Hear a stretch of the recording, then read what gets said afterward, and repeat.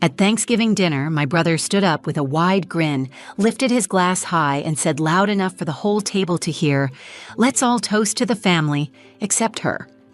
Every head turned to me. For a second, there was a thick, awful silence, as if even they realized he had gone too far. But then the laughter started.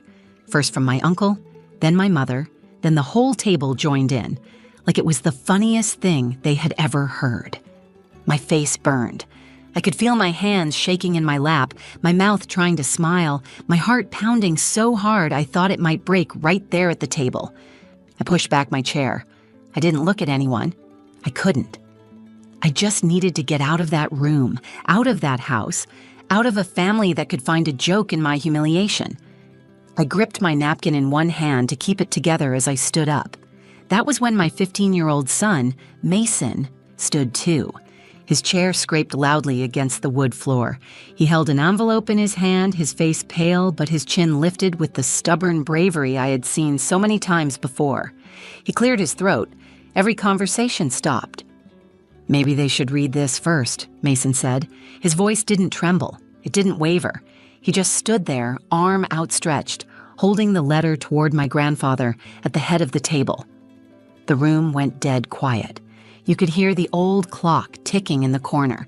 You could hear the wind against the windows. You could hear the shallow, uneven breaths of the people who had just laughed at me. You could hear a pin drop. Thanksgiving had always been my favorite holiday when I was younger. Something about the scent of cinnamon in the air, the kitchen packed with chatter, and the dining table covered in homemade dishes always made the house feel like magic. But this year, as I stood on the front porch with my son Mason staring at the heavy oak door, it just felt like walking straight into a fire. I tightened my grip on the pie I had baked that morning. Mason caught my eye and gave me a small nod, like he was telling me I could do this. Maybe I still believed, deep down, that if I showed up with a smile and a good attitude, things could finally be different. Maybe they would welcome me back. Maybe they had missed me. Inside, everything looked the same as it had when I was a little girl. The house smelled like turkey and stuffing. Laughter spilled out from the kitchen, where my brother Caleb's voice rang loudest, telling some story that had everyone doubled over. The table was already set, every plate perfectly aligned, wine glasses sparkling under the soft light. I spotted my mother, Darlene, bustling around, making sure everything was just right. My father, Walter, sat in his usual chair, nodding along to conversations without really joining in. Uncle Rick was already on his second beer, booming laughter echoing across the room. Grandpa Henry, thinner than I remembered, sat quietly at the head of the table, smiling to himself as if he had found some private joke in the chaos. No one looked up when we walked in, no one called out a hello or waved us over. For a moment, Mason and I just stood there, awkward and uncertain, as if we were strangers who had accidentally wandered into the wrong house. I forced a smile and moved toward the kitchen, setting the pie down on the counter, but my mother barely glanced at it. "You found the place all right," she said with a quick, tight smile, as if she wasn't sure whether she was glad to see me or not. Caleb came over, clapped Mason on the back like a coach, congratulating a good player, then turned to me with a smirk. "Didn't think you'd actually show," he said. I laughed too loudly, brushing it off like it was nothing, but Mason's jaw tightened. He hated when they talked to me like that. I reached for his hand under the table once we sat down, but he pulled his hand away, not from anger, but because he was holding something tight in his jacket pocket. I noticed it, but I didn't say anything. I had learned not to ask questions at Thanksgiving.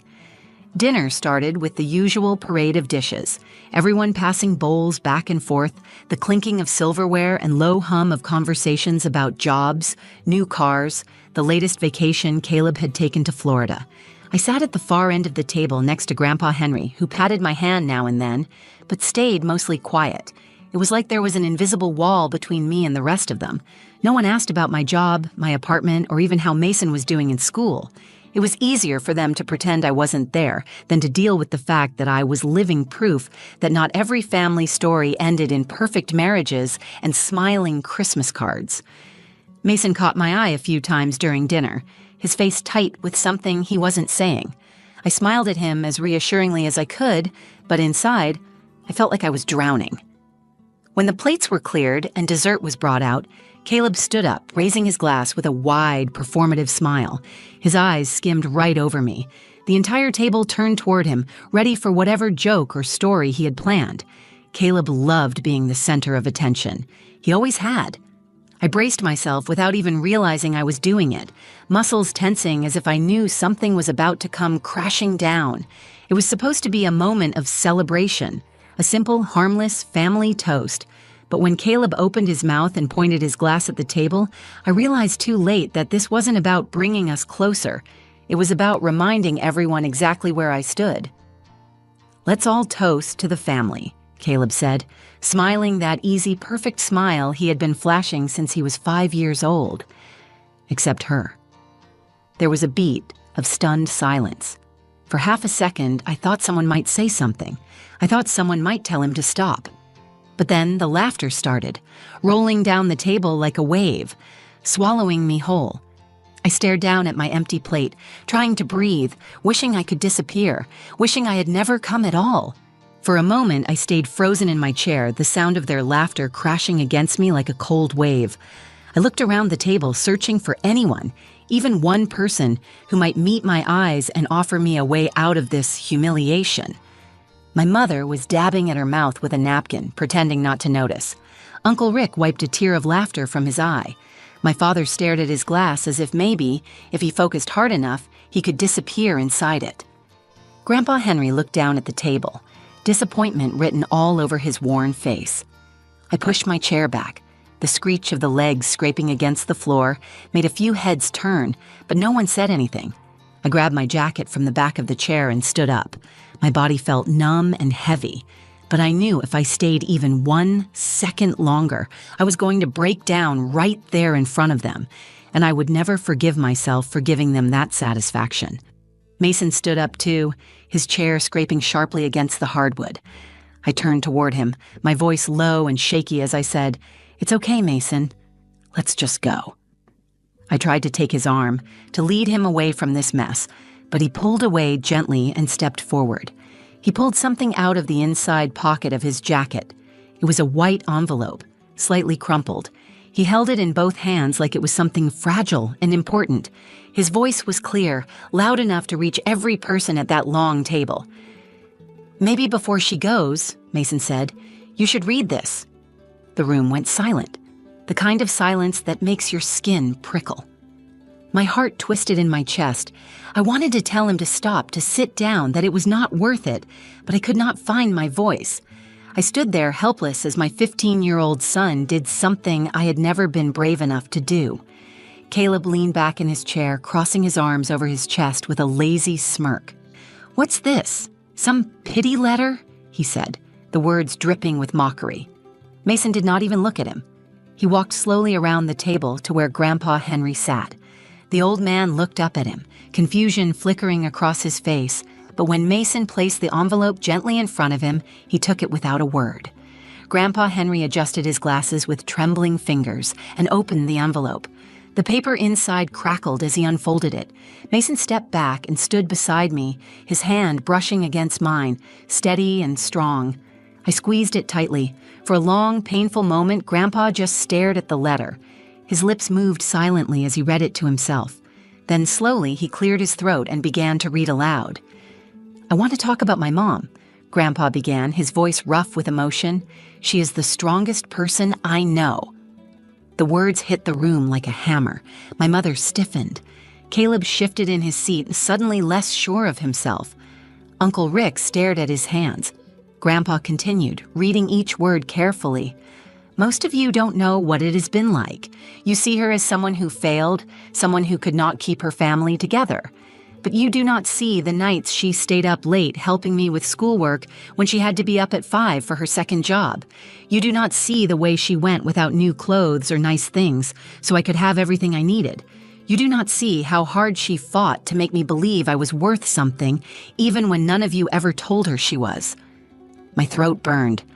I wanted to cry, but I forced myself to stay standing, to listen to every word my son had written. Grandpa's voice shook a little now, but he kept going. "She is not a failure. She is not a disappointment. She's the best person in this family, and if you cannot see that, then maybe you are the ones who should be ashamed." No one moved. No one dared breathe. Mason stood tall beside me, his face pale but determined, his hand still tight around mine. Grandpa lowered the paper slowly. He looked straight at me, and for the first time in as long as I could remember, there was pride in his eyes. I stood frozen, my heart pounding so loudly I could barely hear anything else. I felt years of pain, humiliation, and rejection tightening in my chest, and then, slowly, loosening. For the first time, someone had said it out loud. Someone had defended me. The silence stretched on, thick and heavy, the weight of truth settling over the table like a blanket. No one knew what to say. Caleb opened his mouth, but no words came out. My mother wiped her hands on her napkin, her face tight with something that might have been guilt, or maybe just anger that she had been called out in front of everyone. I held Mason's hand tighter and straightened my shoulders. I was not leaving in shame, not this time. They had heard the truth, whether they liked it or not, and I was not going to let them take my dignity from me again. For a few long seconds after Grandpa finished reading Mason's letter, no one said a word. The weight of it hung in the air, heavy and undeniable. I could see it written across their faces, the way their hands fidgeted, the way their eyes refused to meet mine. For once, they could not laugh it away or pretend it was just another one of Caleb's jokes. I felt Mason's hand squeeze mine again, and in that moment, something inside me shifted. For years, I had let them decide what I was worth. I had carried their shame like it was my own. I had accepted scraps of kindness and called it love. But standing there with my son beside me, I realized I did not owe them anything. I took a deep breath and let it out slowly, feeling the tightness in my chest ease just a little. I stepped forward, moving toward the center of the table, feeling all their eyes finally following me. My heart pounded, but my voice was steady when I spoke. "Thank you, Mason," I said, my voice clear, ringing through the silent room. "Thank you for seeing me when so many others refused to." I turned and looked at each face around the table. My mother, her mouth pressed into a hard line, my father staring down at his plate. Uncle Rick, his hand frozen halfway to his wine glass. Caleb slouched in his chair, his smirk wiped clean away. "I came here today because I wanted to believe we were still a family," I said. "I wanted to believe that maybe time had changed things, that maybe there was still a place for me here, but I see now that the place I was fighting for never really existed." My voice grew stronger with every word. Mason stood straight and tall beside me, his chin lifted proudly. I could feel his strength bolstering mine. "I am not the problem," I said. "I am not the one who needs to change. I have spent too many years trying to fit into a version of this family that only accepted me when I was easy to overlook. I am done apologizing for not being what you wanted." I could see the sting of my words landing. Caleb's jaw clenched.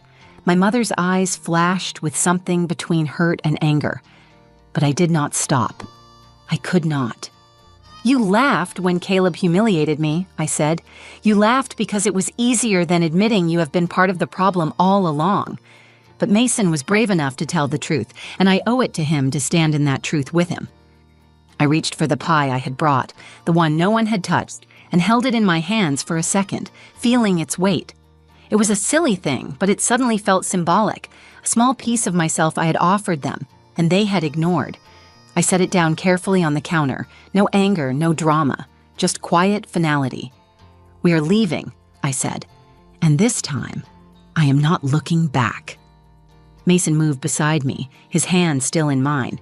Grandpa Henry stood slowly, pushing himself up with effort, and raised his glass high. "To Alara," he said, his voice strong despite the shake in it, "the bravest one of us all." For a second, no one else moved. Then, awkwardly, Uncle Rick lifted his glass. My father shifted in his seat, looking deeply uncomfortable. My mother sat stiff and unmoving. Caleb muttered something under his breath that I did not catch, but I no longer cared. I turned and walked toward the door, my head high. Mason matched my steps without hesitation. As I reached for the handle, Grandpa's voice came again, softer this time. "Don't be a stranger, Alara," he said. "Some of us still know what family means." I looked back at him, at the lines etched deep into his kind face, and nodded once. That was all the goodbye I needed. The cold air hit us as we stepped outside, but it felt fresh, clean, like a new beginning. Mason bumped my shoulder with his and smiled at me, a real, wide smile that reached all the way to his eyes. "You were awesome," he said. I laughed, the sound bubbling out of me without effort, the weight of years lifting from my shoulders. "No," I said, wrapping my arm around him as we walked to the car. "You were." We drove away without looking back, the house shrinking behind us, nothing more than a place where a chapter had finally ended. For the first time in a long time, I was not chasing anyone's approval. I already had everything I needed sitting right beside me. The cold evening air stung my cheeks as Mason and I walked to the car, but I barely noticed. My mind was racing, my heart still pounding with everything that had just happened inside that house. I could feel the letter Mason had written, still sitting heavy in the air behind us, a truth that none of them could take back now. I unlocked the car, and we both climbed in. I started the engine, and for a moment we just sat there, the only sound the low hum of the heater coming to life. I glanced over at Mason. He was staring out the window, his hands clasped tightly in his lap. "You okay?" I asked. He turned to me then, his brown eyes shining with a fierce kind of pride. "Yeah," he said. "Are you?" I nodded, feeling the truth of it settle deep inside me. For the first time in years, I felt more than okay. I felt strong. I reached over and squeezed his hand once before pulling out of the driveway.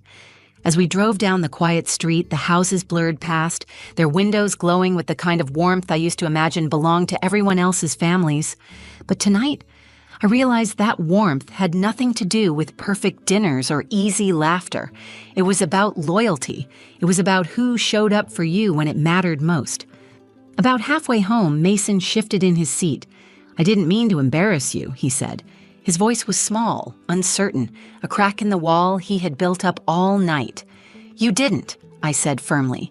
"You made me feel seen." He nodded, but I could tell he still needed to hear more. I pulled the car into a small, empty parking lot by the park and turned off the engine. The car fell into silence, but it was a good silence, thick with understanding instead of shame. I turned to face him fully. "Mason, you did something tonight that grown adults could not do. You stood up when it was hard. You spoke the truth even though it was uncomfortable. You made them see me. That took courage most people never find their whole lives." His mouth twitched, like he wanted to smile but was not sure if he should. "I learned it from you," he said quietly. I blinked hard, willing the tears away, not because they were tears of sadness, but because they were tears of pride so sharp it took my breath away. "You have no idea how proud I am of you," I said. He smiled then, a real wide grin that lit up his whole face. We sat there for a minute longer before I turned the car back on and pulled onto the road again. The world outside seemed softer somehow. The heavy weight that had sat on my chest for so many years felt lighter. At home, we kicked off our shoes at the door, and Mason headed for the couch, flopping down and pulling a blanket over himself. I went into the kitchen and pulled out the second pie I had made, the one I had kept at home just in case. I carried 2 plates into the living room and set one down in front of him. "Best Thanksgiving ever," Mason said, his mouth full of apple pie. I laughed, sitting down beside him, pulling my own blanket around my shoulders. "Yeah," I said. "I think it might be." We watched a terrible old movie, the kind that made no sense but made us laugh anyway. We ate every crumb of that pie, and when Mason finally fell asleep with his head on my shoulder, I sat there for a long time just looking at him, memorizing the way he looked at peace. I thought about everything I had left behind at that table, everything I had finally let go of. I thought about how long I had fought to be accepted by people who would never see me for who I really was. And I thought about how much easier it was to breathe when you stopped asking for permission to exist. That night, as I tucked Mason into bed and turned off the lights, I knew we had built something stronger than anything that had ever existed inside those walls I left behind. We had built a family that would not break when things got hard, a family that would never mistake cruelty for love. It had taken me almost 40 years to find my voice, but I had found it. and the person who helped me find it was sleeping down the hall, brave enough to stand alone if he had to, but strong enough to carry both of us when I could not. I climbed into my own bed, pulling the blankets up around me. For the first time in a long time, I did not feel alone. I felt home. The next morning, sunlight streamed through the windows, casting a warm glow across the kitchen floor. I stood at the counter, pouring coffee, the quiet of the house wrapping around me like a blanket. Mason slept in late, and for once there was no rush, no pressure to be anywhere or prove anything. I scrolled through my phone without much thought until a message caught my eye. It was from Grandpa Henry. "Proud of you, proud of him, love you, kiddo." I smiled, feeling the words settle deep inside my chest. Simple, solid, true. No apologies, no conditions, just love. The day passed slowly, filled with small, simple moments. I made pancakes that burned slightly at the edges. Mason teased me for it, laughing as he drowned them in syrup. We spent hours cleaning out the hall closet, something I had been putting off for months, tossing old shoes and jackets into donation bags, both of us making ridiculous guesses about where half the stuff had even come from. Later, while Mason was busy on his laptop, I sat down with a notebook and pen.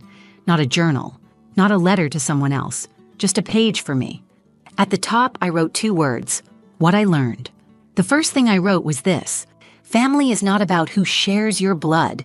It is about who stands beside you when it matters. I paused, thinking back to last night, to the laughter, to the silence that followed Mason's voice cutting through it like a blade, to the strength it took to leave the table without lowering my head. The second thing I wrote, you do not need their approval to know your worth. For years, I had made my value a reflection of their acceptance. I had let their opinions decide how I saw myself. But last night, standing beside my son, hearing his voice call out the truth I had buried for so long, I realized that their view of me said more about them than it ever did about me. I wrote one more thing. Strength is quiet. It is patient. It shows up in the moments no one else notices. Mason had taught me that, in his steady way of loving me, without fanfare, in the way he carried himself when no one was watching, in the way he had pulled me back to myself when I had almost let their cruelty define me again. That night at Thanksgiving dinner had not destroyed anything important. It had revealed the cracks that were already there. It had peeled back the surface and shown the truth of who had my back and who never really had. And while it hurt, it was also freeing. When Mason finally came into the kitchen, barefoot and sleepy-eyed, I closed the notebook and smiled at him. "Want to help me figure out what to do with the rest of this pie?" I asked. He grinned. "Thought you'd never ask." We sat at the kitchen table, eating pie for lunch, talking about everything and nothing, college plans, movies we wanted to see, how the cat kept stealing socks from the laundry room. It was not flashy or dramatic. It was just real. As I listened to Mason laugh about something silly, I realized that what we had was more solid than anything I had ever fought for at that old house. We had loyalty. We had truth. We had love that did not need to be earned or proved. I thought about Thanksgiving dinners in the years ahead. I thought about tables filled with laughter that was kind, not cruel. About toasts made without exclusions. About family that we chose and built together, one honest day at a time.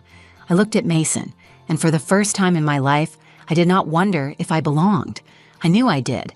Not because someone gave me permission, but because we had built something real. And real things do not break just because someone else refuses to see their worth. Later, as Mason dozed off on the couch and I sat curled up in my favorite chair, I thought back to Grandpa Henry raising his glass. To Alara, the bravest one of us all.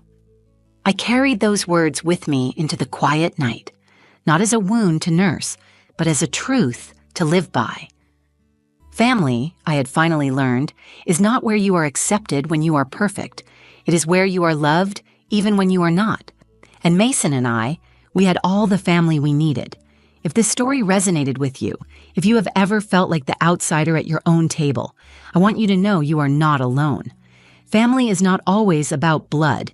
It is about love, loyalty, and the people who see your worth even when others refuse to. If you felt something while listening, please take a second to like this video. Share it with someone who might need a reminder that they are enough. Leave a comment below. I would love to hear your story too.